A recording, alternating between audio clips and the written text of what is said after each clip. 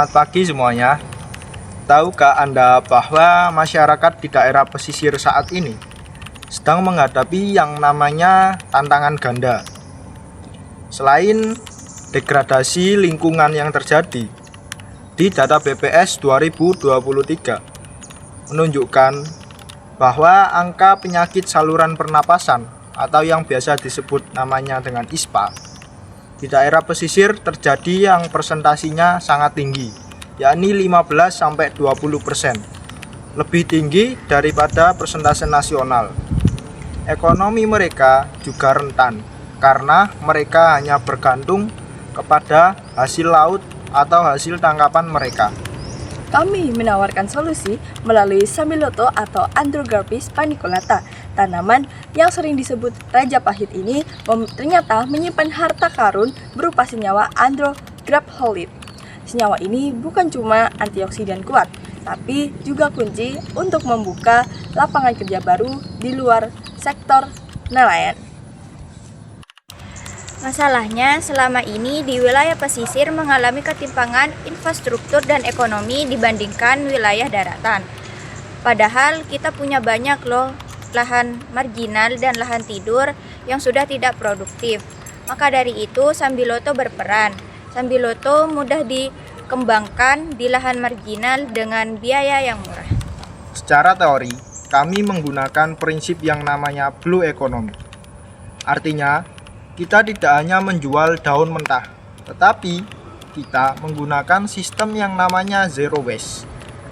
Daunnya bisa dijadikan sebagai teh herbal yang fungsional, dan sisa pengolahannya bisa kami jadikan sebagai pupuk organik.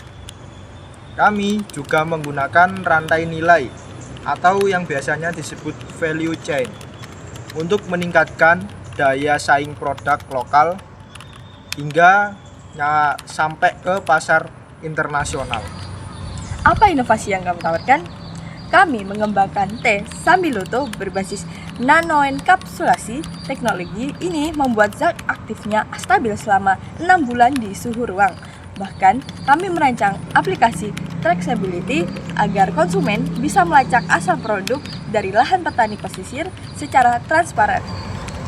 Dampaknya sangat nyata. Riset ini menunjukkan potensi pendapatan hingga 15 juta per hektar tiap tahunnya.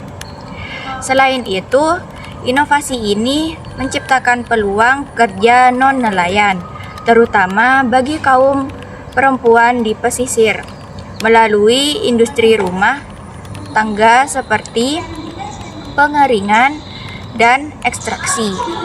Ini adalah langkah besar untuk pemberdayaan ekonomi keluarga. Untuk menjamin kualitas, kami mengikuti yang namanya standar Vermacop herbal yang ada di Indonesia. Kadar andrographolida minimal harus terpenuhi agar khasiat-khasiatnya benar-benar terasa. Kami juga mendorong branding herbal di daerah pesisir Indonesia agar nilai jualnya meningkat beberapa kali lipat dibandingkan dengan hanya menjual tanaman segar hasil dari pertanian. Kesimpulannya, Sambiloto adalah model triple helix yang sempurna, menyatukan komoditas lokal, inovasi teknologi, dan ekonomi rakyat. Ini adalah prototipe pembangunan berkelanjutan yang menjaga keanekaragaman hayati sekaligus kemandirian ekonomi.